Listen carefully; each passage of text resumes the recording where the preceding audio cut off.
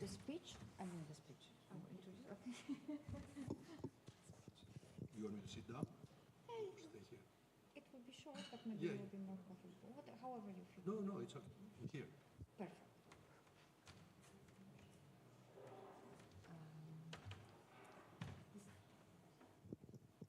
Dear guests, professors, and students, good afternoon. We are delighted to have you here for another session of our interdisciplinary scientific seminar, and I hope this meeting will be both inspiring and thought-provoking. Today's lecture is a part of a broader collaboration with Academia Europea, designed to explore the frontiers of technology. It's my honor to introduce today our guest, Professor Markos Papageorgiou, a true visionary, a world-class researcher, and a pioneer in the field of automated systems. Professor Markos Papageorgiou is a professor emeritus at the Technical University of Crete and a professor of Ningbo University in China. His academic footprints spans the whole globe at the world-leading institutions like MIT, USC, Berkeley, and the Politecnico di Milano. In today's lecture, titled Lane-Free Automated Vehicle Traffic with Nudging, Professor will challenge our understanding of transportation, where traffic no longer follows rigid lanes, but flows like a fluid.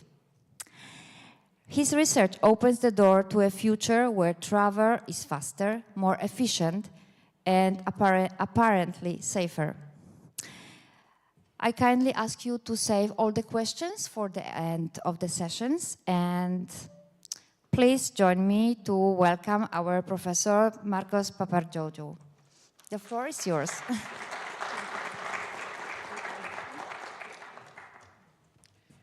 Thank you very much, Veronica, for the nice introduction. Thank you, Mr. Rector of this university, for inviting me here. It's a great pleasure. And to be here and in this university I heard about. It's forward thinking, but I never happened to be here before. So, as Veronica mentioned, the title of my talk is about, or the subject of my talk is about, vision of traffic in an era of automated vehicles, as you will see during the presentation. I start by saying that, as you all know, there are a lot of great technological advances in society in the last decades, at least, that are gathering.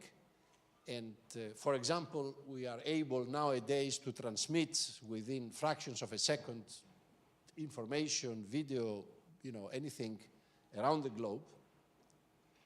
But there is one domain which lags behind, and it is a significant domain, factually, because it addresses our everyday life. It's our physical transport. For example, going to work, coming back of work. There, our innovation is much more limited. As a matter of fact, situation is even worsening over the years, and there is a high cost for that, high cost in terms of human lives that we lose, safety, but also high cost in terms of delays. We spend a good part, or several of us spend a good part of their life on the roads and even idling in congestion because the transport system is inefficient. And of course, this creates also additional pollution for the environment, additional fuel consumption. And it is particularly a shame of our technological civilization, because it seems that much simpler creatures like ants and others, they have solved these problems in their own world since millions of years, of course, taught by evolution. And if you look at this article, which happened to come to my attention, if you read the title, you think it's yet another, research a paper about traffic flow, but then you read the last two words. It's not about humans, it's about ants. And in fact, these two co-authors are very distinguished zoologists who looked very carefully in detail about how ants move on their highways, because they build highways between their food source and their nest. And they built two-way highways. And they studied how they move on these highways and how they communicate, and concluded that they do it in the best optimal way. Something that we cannot claim for our cities or for our highway systems.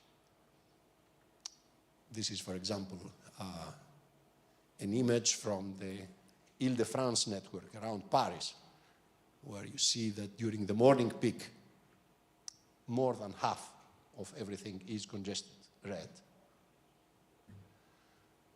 So, my job is traffic management, traffic control, to mitigate this situation. And in fact, with my group and my colleagues, and also international colleagues, we tried our best, and in many cases we succeeded to mitigate to some extent this situation by applying traffic control, traffic signals on highways, RAM metering, variable speed limits, and so on, things that can indeed help to some extent. But of course, this is not really enough. Now, in the last 2 decades, we have very dramatic and rapid evolutions in terms of vehicular technology. Vehicles are not anymore mainly mechanical products, but are more and more software products. They get a lot of sensors, a lot of decision making, a lot of computing. They can do several things, several functions automatically.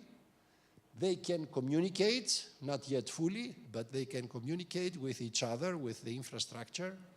So they are getting more and more capabilities. And this opens up the way for better traffic management, for more efficient traffic management. But this is a different talk.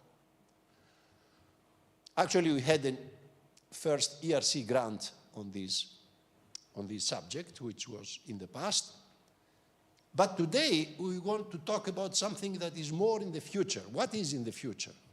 Of course, nobody knows the future, but most likely, we are going into a future in which these automobiles will be automated, driverless, and will communicate to each other. We call them CAV, Connected Automated Vehicles. And a lot of research already today, tries to see what can be done better, more safely, and also less polluting in the future when these vehicles become CAV, and most of the vehicles on the road are CAV.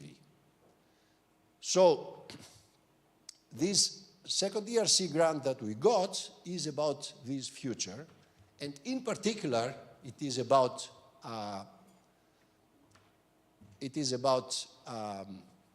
a specific new paradigm for that future situation. And you see here a paper that launches the basic idea that was at the beginning of the project, when we wanted to launch the idea to the scientific community about this new paradigm that we call for short traffic fluid. So what is this new paradigm, which is, again, for the era where most vehicles are CAV? It is based on 2 principles. The first principle is lane-free traffic. So we all know lanes when we drive, either on the city roads or on highways. So the idea here is no lanes.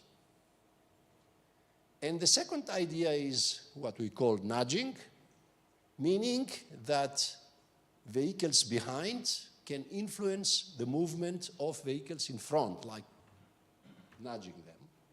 You see here a microscopic implication of this situation, but there are a lot of macroscopic implications as well.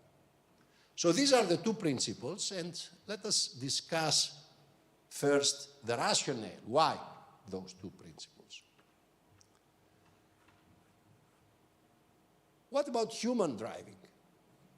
Well, we as humans, when we drive, we have a very basic perception limitation. We can only see in one direction at a time. We cannot see around us, like flies can do or other animals can do, but we can only look in one direction at a time.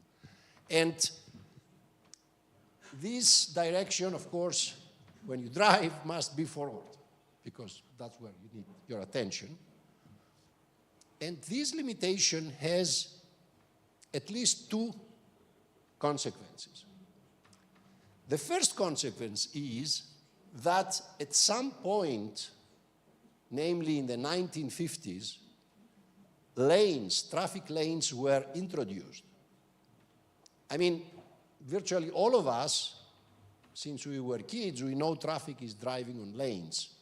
But this was only in the 1950s that they were introduced. Before that, even on highways, if you see on movies or photographs, you will see just black asphalt, no lanes, even on highways.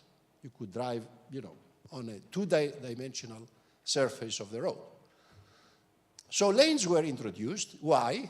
Because they make things much easier for our limited perception. When you drive on a lane, all you need to do is to keep a safe distance to the car in front. You just look in front and have one-dimensional control. It's also something very stupid that can be automatized, but at least it's something simple.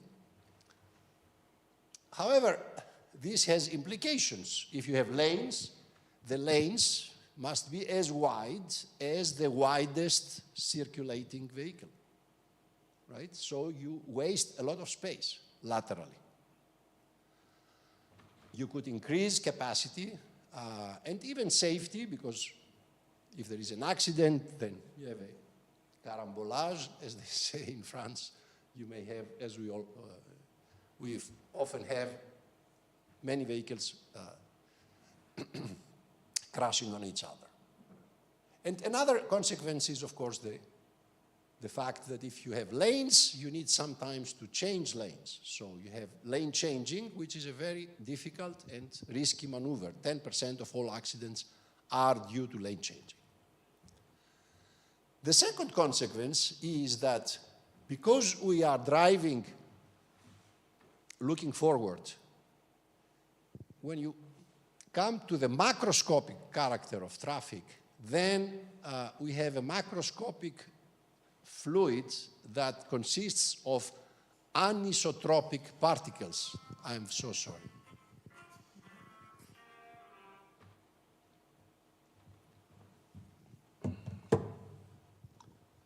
Anisotropic means that those particles behave differently in different directions. In other fluids like water, like gas, the particles are molecules, and the molecules behave the same way in all directions. But in traffic flow with human driving, the particles only look downstream. This makes the traffic flow anisotropic, which has consequences at the macroscopic level for capacity and stability of the traffic flow. So this means that traffic lanes and anisotropy are not necessarily influence negatively capacity and stability of the traffic flow. So what about future CIV traffic? Well, these particles, CIV, are completely different than human-driven vehicles, because they can sense 360 degrees all around, simultaneously, fast, reliably. They can even extend this range of perception through communication with neighboring vehicles. And of course, they can make fast and efficient decisions because they are algorithmic decisions. So they are completely different things than human-driven vehicles. And given this, I think it is reasonable to ask, in a future perspective of CAV traffic, should we make CAV behave like humans, mimic humans? Or should we have a different concept that makes the process of traffic more safe, more reliable, more efficient? And in this research, of course, our working answer is no, we should revisit how traffic is organized in the era of CAV. After all, if we look at nature, living nature, we see a lot of flows, like bird flocks, fish schools, moving very efficiently without lanes and very safely. I never observed a bird falling down because it crashed with another bird, right? And they move lane-free. And in fact, even decentralized. There is no leader, no coordinator. Every animal is just adapting to what it sees behind with its own sensors, around with its own sensors. There is no coordinator.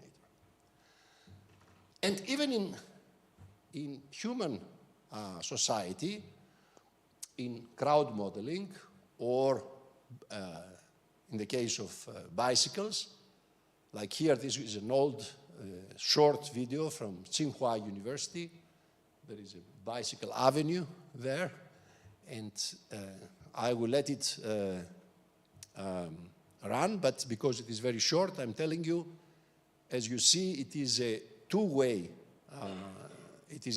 street with an internal boundary, but the internal boundary is virtual. There is no lane, right?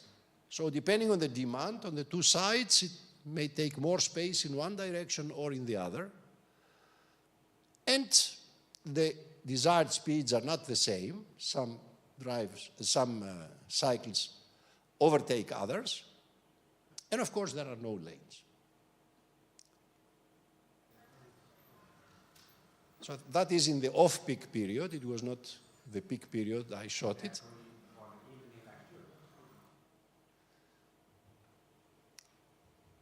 So, I hope after this thinking, you tend also to understand that CAV are different things and do not necessarily need lanes or anisotropy, which are sort of fossils, or legacy if you prefer, from human driving era. In fact, they could drive two-dimensionally, smoothly. Why smoothly? Because any lane changing becomes obsolete, so there is no need for abrupt lateral movements. And with higher lateral occupancy, so higher flow and stability. Very important in lane-free mode, as we will see also later. In lane-free mode, if you want to increase the capacity, it suffices to take, any centimeter widening will increase the capacity. While in lane-based traffic, of course, if you want to increase the capacity of a road, you have to take at least 3.5 meters, which is one lane. If you take half lane, it does make sense. I mean, you don't increase capacity. But in lane-free traffic, even a few centimeters of increasing, widening, proportionally will increase capacity. And then you can also further increase stability and capacity by dropping the anisotropy. Now, we know from physics that in any fluid, the macroscopic behavior depends on the microscopic behavior of the particles, right? If the particles behave differently, you have a different fluid. And this is also the case for traffic. So, if we can isotropically let the particles move, there are many different ways of making them move. And every different way will give rise to a different emerging macroscopic flow characteristics.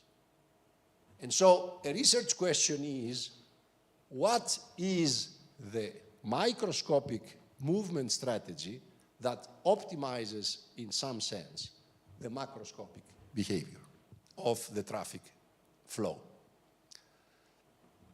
So in my field, so far, a big part of our activity was to model traffic. That means to try to understand, to describe with equations, the traffic flow as an external physical phenomenon. But under this light, we can change attitudes and try to design the traffic flow via appropriate design of the microscopic movement of the particles. Of course, we have constraints in this endeavor, but such constraints should not include, arbitrary, non-useful constraints like lane-based driving or anisotropy. And in that sense, we can say that we have the possibility to engineer, to design the traffic flow, and in that sense, we can even talk about artificial traffic flow. Artificial in the sense designed, not something that we describe only because it happens like this, but we design it to happen in a specific way. Okay, this is less interesting for a general audience. What kind of research work needs to be done? A lot of work to design individual vehicle movement in such an environment using different approaches. Then looking at the macroscopic aspect of whatever we have designed and have an interplay to see how can we achieve a better macroscopic behavior, and last but not least, also look at traffic management aspects in under this new paradigm. Now, in some very preliminary research, even before the project had started, we had an ad hoc strategy for lane-free vehicle movement with nudging, and we applied it to vehicles driving on a ring road with a width of 10.2 meters, which is roughly 3 not very large lanes, 3 lanes. And said, okay, if we let them drive, what is the outcome macroscopically in terms of flow versus density? Flow is vehicles per hour, density is vehicles per kilometer. These curves are, in this diagram, are called fundamental diagrams of traffic engineering, so very often used. They usually have this inverse U shape. The idea is when density is 0, of course, flow is 0. When density increases, you push more vehicles on the highway, the flow increases, but this happens up to a certain point, which is the capacity. Then, if you push even more cars on the road, the flow starts decreasing. And we get also for this new paradigm similar fundamental diagram, but the capacities are, in this case, 12,000 vehicles per hour, are double than what we would expect from a 3-lane highway, which is about 6,000. And we see also the impact of nudging. If we have no nudging, we have this green curve. If we add a partly nudging or fully nudging, whatever it means, you see we can increase flow and capacity. And if we add half a lane, meaning if we add 1.7 meters width, we get proportionally, additionally, flow and capacity. Meaning that in lane-free traffic, the vehicles will spread when they have even few centimeters of more space. Distances between them will increase, speeds will increase, and so you get a higher flow and a higher capacity. So let's have some highlights to give you an idea of what could be achieved in this way. I will not go into technical details anyhow, but even those given here, let me just say that what we see here is a highway ring road, populated with vehicles, driving lane-free, based on a control strategy that is exploiting optimization, optimal control. So every car has information about the cars around it, their position, their speed, and optimizes based on optimal control over a period of few seconds, 8 seconds in this case, in the future. But then it updates in real time, because in order to optimize for 8 seconds, it needs to predict what the others will do. This prediction, of course, may be to some extent wrong, preceding the time. So it re-evaluates, reproduces a new plan, and so on, based on optimal control. And so the camera follows this vehicle. Vehicles have different desired speeds, and as you see, this is again a 3-lane. If it would have lanes, it would be a 3-lane highway. So when there is a high density, of course the speed has to adapt, and then at parts with lower density, the speed can be increased again. So you get an idea of how on such a highway, lane-free traffic with nudging looks like. What if we have an emergency downstream? Well, in this case, we may also have an emergency vehicle that behaves in a similar way, has a higher desired speed, is the red one, has a higher desired speed, and other vehicles that get a communication from that vehicle will slightly open a path in the middle of the road to let the emergency vehicle advance faster and reach its mission. Now, a next step here is to say, okay, we can optimize every vehicle individually. What if we optimize groups of vehicles jointly, meaning we have just a single decision maker for a group of vehicles? What kind of group? Well, there is a lot of research and also practical demonstrations of so-called platoons of vehicles, meaning vehicles can follow each other in close distance, and if many do so, then you can increase a lot capacity. This is a very hot subject, not just for this paradigm, but for automated vehicles also. But this platoon is one-dimensional, but what if it is lane-free? Then we should provide for an optimal control solution that jointly controls the vehicle such that they can move like a snake, and they may even interrupt, they divide, in order to avoid, for example, other vehicles. So you see here this experiment where we have this platoon of vehicles moving and avoiding other vehicles, the red vehicles that are simulated here to move up and down to make the life of the platoon more challenging.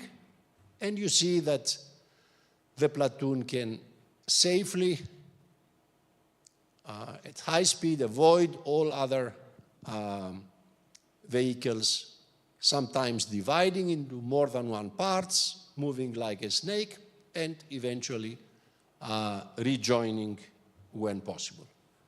And there are other kinds of joint optimization. For example, we know that birds sometimes fly like this to reduce the air resistance. In the case of vehicles, reduce the fuel consumption because of less air resistance. So we can also have joint optimization of such flocks of vehicles, which again must be designed such that they can avoid obstacles, can separate and rejoin, and so on.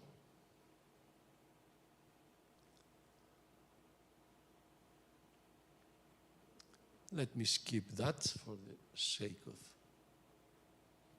yes, this was a case, let's play this. This is a case where you may have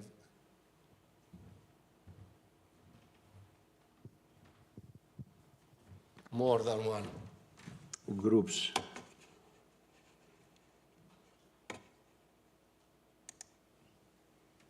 Driving together.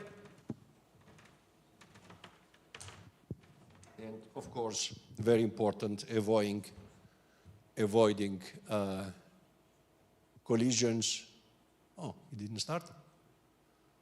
Anyhow. Now, similar things can be done with different methods.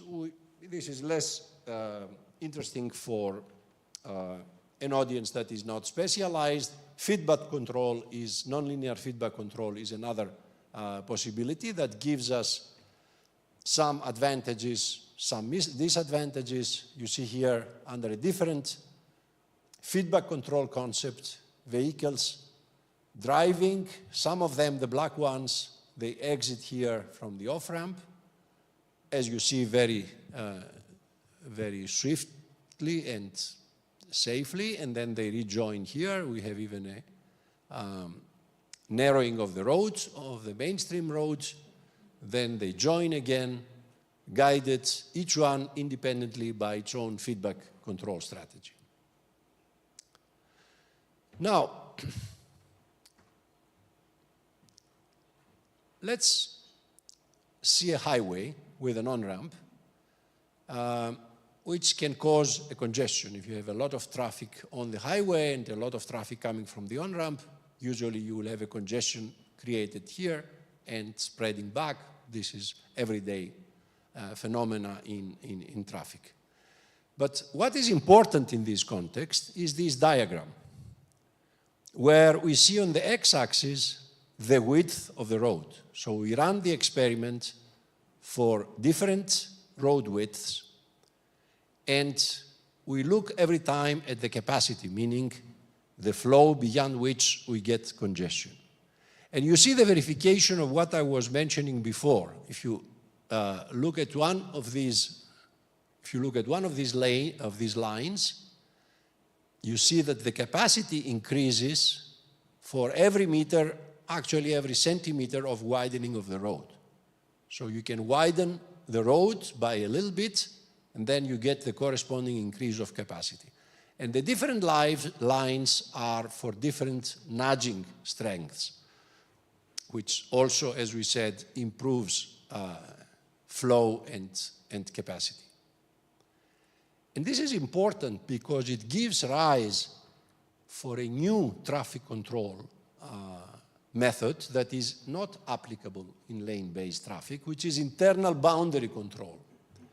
So here's the idea. You have a roadway, can be a highway or an urban street, and you have two traffic directions, direction A, direction B. And normally, of course, you will have an internal boundary that is in the middle, right? And it is a straight line. But now the idea is that we can have an internal boundary that is a function of space and time.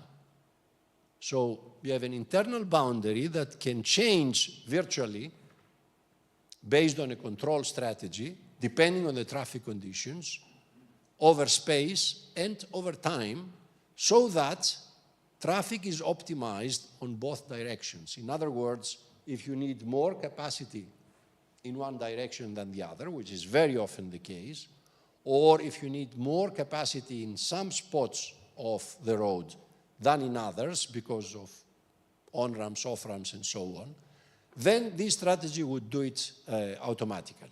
So let's look at an experiment. This is a highway, short highway, 3 kilometers, 2 directions. There are off-ramps and off-ramps. Where the on-ramps are, you have a candidate section for congestion. So in the upper case, we have no control, meaning that the internal boundary is constant in the middle. In the lower case, we have the control case where every 500 meters, we can independently move the internal boundary to one or the other direction to build that shape, space and time dependent, depending on the demand. And then we feed these with a demand that looks like this. This is time, and this is the entering demand. So first, in direction A, you have a very strong demand. Then in direction B, you have a very strong demand. And the constant demands are the demands of the on-ramps.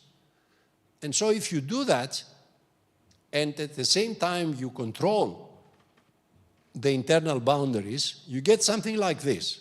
Here now, the entering demand is very high here. You start having congestion in the no control case, but no congestion in the control case because the boundary has moved upward, right? So here you still have free flow rather than having this queuing there. And then you get the higher demand in the other direction. So in that case, the internal boundary optimally should move downwards, which is what it does, because otherwise, like in the no control case, you will get a congestion exactly here that spreads backward. And we can illustrate that even microscopically. You can see only a part then of the road. So you see here that you have an internal boundary, actually 2 internal boundaries, one for the one direction, another for the other. The automated vehicles get this information from the system about where is the boundary right now and in this section, so that they can adapt and drive accordingly. And the boundary separates such that you have, if possible, free flow on both directions, while otherwise, of course, you would have congestion in one direction. But there are also infrastructures that are lane-free today. I'm sure most of you have been already in Paris, and you know this Arc de Triomphe monument in the Place Charles de Gaulle.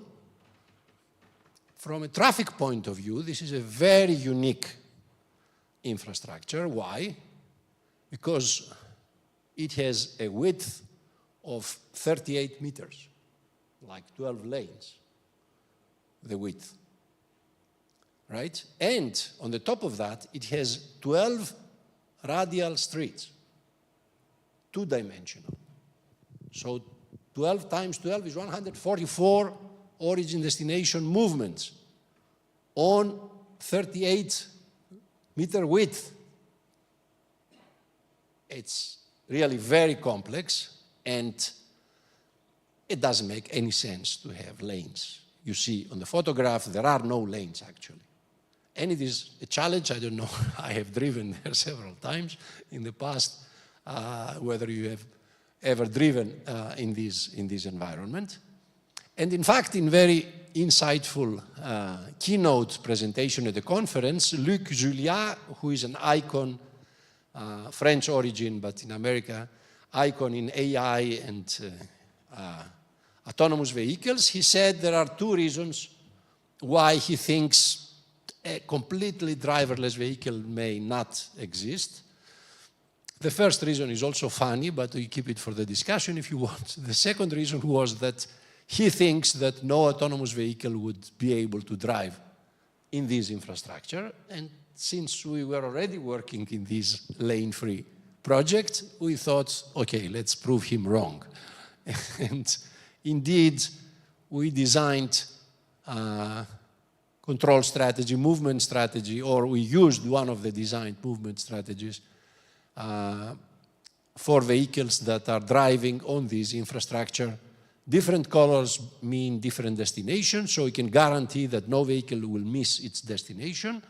There is no crash, and there is quite a good efficiency in terms of throughput of these vehicles. But there is another lane-free infrastructure which is much more common, and this is urban intersections. You know, the intersection area has no lanes, and it makes sense that it has no lanes. So, what about having also no signals? And in this case, we may have a joint optimal control problem, joint for all vehicles that are crossing. So having sort of a big brother that tells vehicles what to do. Of course, you can do it also decentralized, but our first approach was joint optimal control. And then you can have vehicles with all possible ODs crossing all the time without traffic signals. And of course, this has a huge advantage compared to today's intersections in the sense that you can double capacity, but even more importantly, you nullify delay, because in today's intersections, even if you don't have a lot of traffic, you have red signals, so you have to wait in front of red signals, start again, which means fuel consumption, pollution, and delay. While here, as long as you are below capacity, which is doubled, as I said, there is no delay at all. All vehicles are crossing virtually without any delay. And you can even improve that. Oops, sorry. You can improve that by considering not just individual vehicles, but also platoons.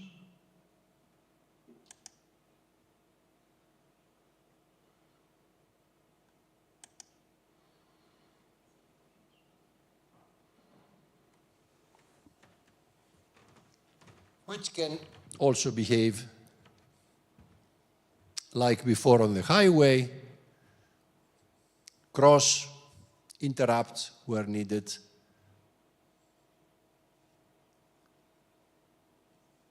And of course, we have all those nasty pedestrians and cyclists. What are we going to do with them? Well, of course, for the price of reduced throughput, you can also consider cyclists and pedestrians, which are simulated here. Of course, cyclists and pedestrians can be sensed, but cannot be controlled. So the idea is that they go the way they want to go, and it is the vehicles that take care of them, in the sense that, of course, they keep a distance from them while crossing, and they do anything that is needed for that, like you can see in this video.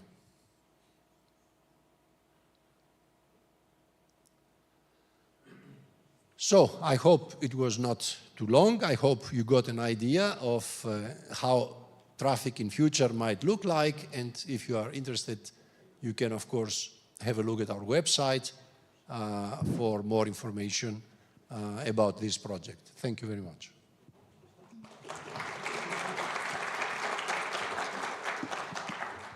We would like to invite now you for the questions, if you have any.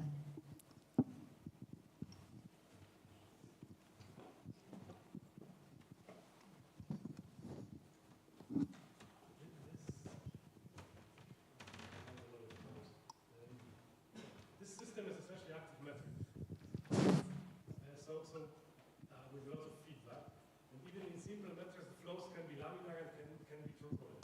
Doesn't it have tendency to enter some kind of unwanted turbulent phases where the cars go crazy and the throughput dramatically slows down? This is an interesting question, and indeed in the sense that it's something that one might, encounter in such an environment without lanes, but we didn't. I have some familiarity with fluid mechanics, but I'm not a specialist, so I'm not sure what are the mathematical conditions for turbulence to appear, whether it is something that one can specify. But to cut a long answer short, we did not really encounter such situations.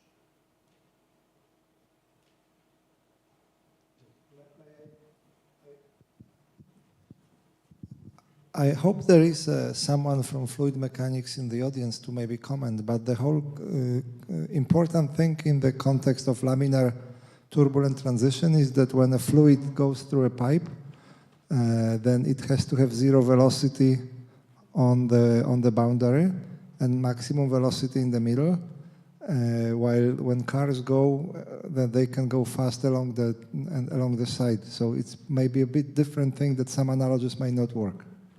Yeah, I agree. We don't have friction in our case, so there is no need for cars driving on the boundary to go slower. And so that might be indeed the explanation why we didn't encounter such behavior.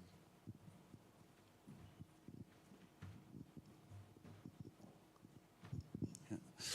So I think your analogy to this animal world where the multiple birds within a group synchronize perfectly is very nice, but they all go in one direction, whereas you propose a free variable width of, let's say, lanes in a double directional traffic. And today it is organized so that on the highway you have a physical constraint boundary between the lanes going in opposite direction, because these frontal crashes are most severe. Yeah? They usually cause deaths. Yeah? When the two cars crash and they go in the same direction, it's not as dangerous as if they go in opposite directions.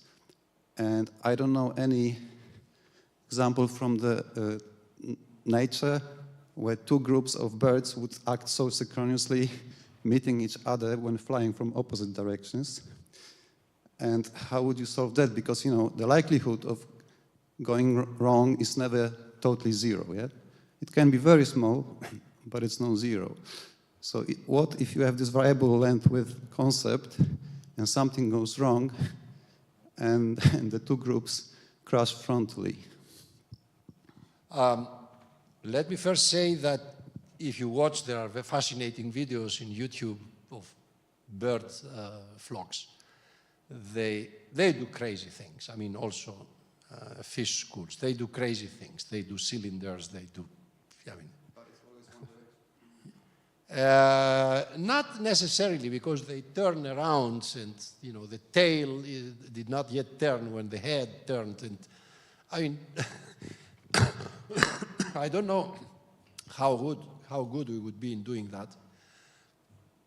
By the way, let me tell you that a lot of these concepts are now starting to being applied to three-dimensional drones, because there we have also traffic problems potentially, as the drones are being used for delivery of goods and possibly at some point also of people. So there is a whole area of so-called low-altitude economy. It's called economy, but it is technology essentially, that look at these things for drones. So, now coming to our case, I think it is rather simplifying, at least for the highway case, that we don't mix the two different directions. We have them separate. Even with the internal boundary control, it's a boundary, internal boundary, meaning they cannot mix. Some colleagues from ETH in Switzerland, they took up the concept and they tried also a few things with traffic where you can have no separate directions also, like you have in crowd modeling, by the way. There are also works in crowd modeling that have, but at much lower speed. Now, what you had probably in mind was the intersection case, right?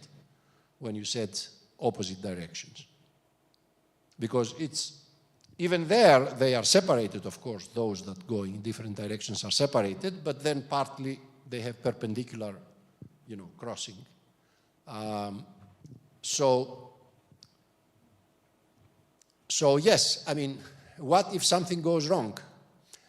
That's a question for virtually any safety-critical technological innovation, including, airplanes, normal vehicles, and so on.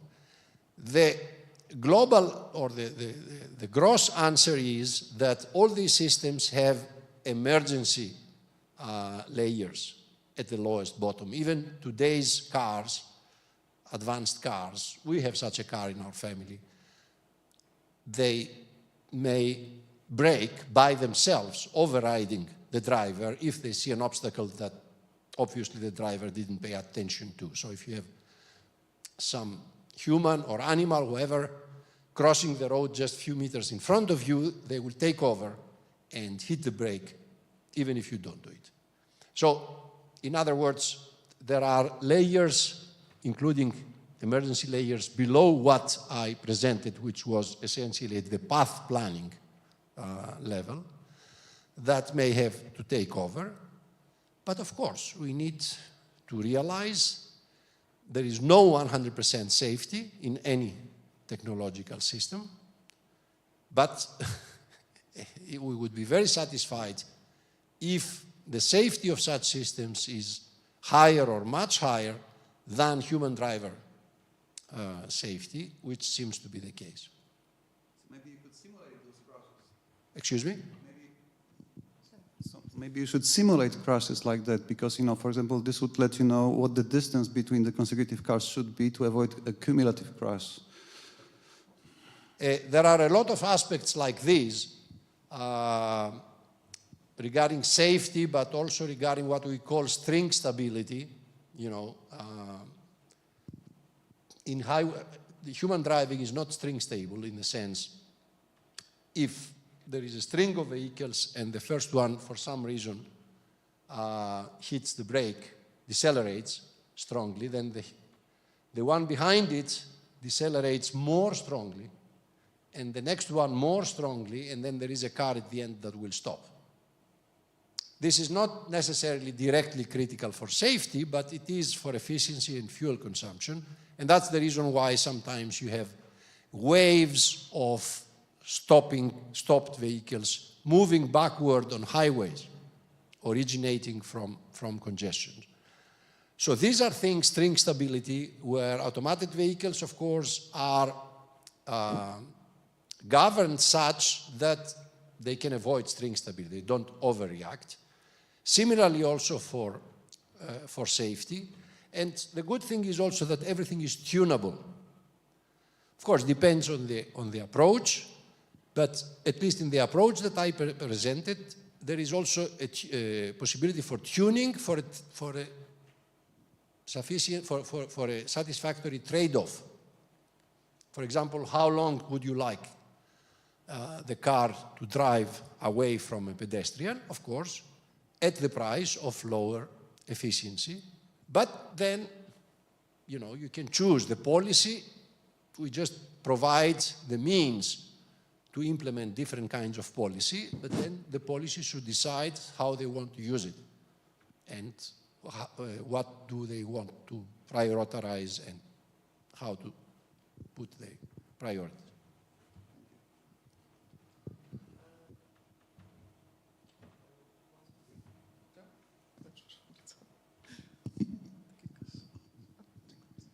Thank you for the presentation. It's an incredibly interesting topic. My question is, how would you imagine the transition from the current state of infrastructure to the lane-free model you're using in your research? That's a great question and difficult question. And to what, and how long you can support actually human drivers on the roads? The conventional wisdom is that we are now already at a level where many vehicles have automation functions, like, ACC, adaptive cruise control. Most new vehicles now have adaptive cruise control, meaning that this car following I was talking about is done automatically by the vehicle, or lane keeping in case of lanes. There are, of course, more advanced vehicles like Tesla, like several Chinese brands, that can practically go without your intervention. They ask you for reasons of law to keep your hand on the wheel without doing anything, but if you take them out, they will not. But they can go essentially without. And of course, there are robotaxis, completely driverless. There is no physical driver in there. If you go to San Francisco, Austin in Texas, in China, several cities, you have 10,000s of such taxis. So, of course, nobody can tell when the time will come where we have just or mostly automated vehicles. There is a transition period, and again, nobody can tell when, how long this transition period would be. It can be 10 years just, it can be 20, or it can be more. And the difficulty of this concept is that indeed it looks at future of that time. It is not sufficient for the transition period, at least not for the transition period where the automatic, the CAV are, let's say, 10% or 15%. In that case, of course, you have to adapt, because majority is human-driven vehicles. You have to adapt to the needs of the human-driven vehicles, and that means, of course, traffic lanes, right? But when it comes to the situation where CAV are more than half, then you can start introducing elements of what I presented here in different ways. I didn't present it here, but you can have shared streets between zones that have exclusively CAV and other zones that have mixed traffic. So there are ideas about how this could be done. But it is certainly not for the immediate period of the transition period. Thank you. Any other questions?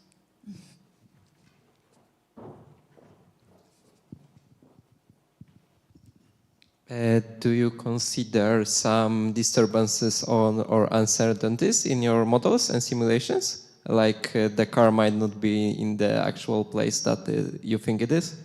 Yes, we do, depending on, because as I said, we are developing in parallel different control strategies, and depending on which one we are talking about, the disturbances may be different. In the very first one that I showed, and also later on, when the movement strategy is autonomous, meaning that you don't have joint decision with multiple vehicles, then essentially what other cars are doing are disturbances by themselves, because it's not in your control what they are doing. So you need to update with feedback information about them. Or in the case of the pedestrians and the cyclists, we have pedestrians, it is not immediately obvious from the video, but the pedestrians and the cyclists don't move with constant speed. I mean, in some cases, we have even more radical changes of speed or orientation to see what is the reaction. But of course, there is, with disturbances, it's open end. You can have a lot of other disturbances as well to check the behavior. Thank you. Okay, we have, is there any other questions, or we are the last question? Sorry. Thank you. Thank you for the great presentation. There was a question that arose in my mind. So, is there a technology or current technological way for communicating between vehicles, like some kind of protocol or anything? Yes, this is a good question. You know, car manufacturers, first of all, they are, of course, competing with each other. So, in this competition, nobody wants to stay behind. The idea is that the more automation functions you have, of course, your vehicle may be accordingly a little bit more expensive, but people like it. And you have an advantage in the competition. So they compete with each other. In some cases, very few cases, they may collaborate. But because everybody realizes that vehicle-to-vehicle communication is important, also for safety, right? A vehicle reaches the tail of a congestion or an accident, and then automatically informs vehicles behind, reduce your speed, there is an accident behind. Just as one out of myriads of examples. So because they realize that, they have since several years built committees to standardize the communication systems and the protocols. Because obviously, if you have V2V, it must be V2V with any brand of vehicle, not just. And to this end, they have to talk to each other and specify and agree on protocols for doing that. And this is happening right now. So indeed, soon you will have this application on the streets. But there are also other kinds of communication. For example, when you use your GPS with any provider that you may use, Google or other, right? So what are you doing? You don't have just the digital map on your phone. You are in communication. And Google and other companies, they know at any time the traffic conditions everywhere on the globe.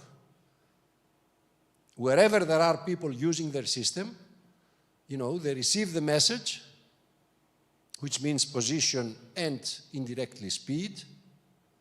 And based on these, they can assess the situation and give you updated information about your path to take. So this is also a connectivity, a dual connectivity, not between vehicles, but between vehicles and, in that case, of a company or different companies. Thank you. One last question. How could we use this traffic fluid approach for planning in the future? Like I'm from the field of robotics, and there is a renowned problem of multi-agent pathfinding, where we have to decide how we move robots through the space from point A through B and C. And what if there are more options for this B, like B prime and so on? Could we predict the future congestion with this traffic fluid model for that? Or because I saw only like lanes and so on where mobile vehicles moved from point A to point B through some already predefined lanes, right? But what if we have more choice? Could we predict the future congestion? First of all, let me say that, as you probably surely understand, these things we are talking about are specific robots for roads with specific characteristics, the most important of which is high speed. Usually in robotics, you don't have systems that drive so fast and in dense populations. So there are challenges, but they have all the characteristics of a robotic system. They sense the environment, they have a mission, they have a control strategy, they have to move that way. Now, any insight, methodology, and so on, and even technology from robotics is very welcome, and have a potential, if relevant, to be applied in this context. Now, whether you can predict congestion, yes and no. Up to some level, yes. For example, empirically, and in some cases also analytically, we can say what is the capacity of a highway, for example, and if you have more inflow beyond capacity, you would get a congestion. So we would be able to predict it. On the other hand, for the urban intersection, you also have a capacity, but it's very, very difficult to predict. The system, I mean, if you overload that signal-free intersection, at some point you see that there is a metering, there is a lowering of the coming demand on some branches. And in fact, that means you have reached the capacity, but how much is it? You cannot tell. You don't know.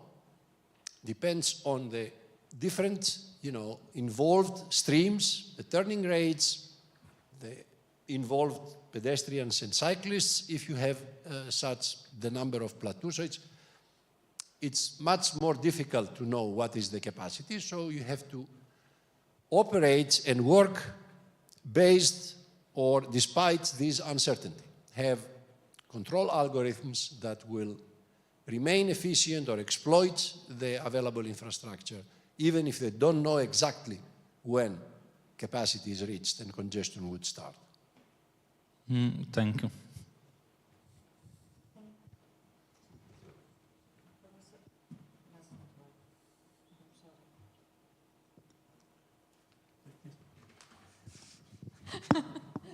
Thank you very much for this very inspiring lecture, and thank you very much for all of you coming here.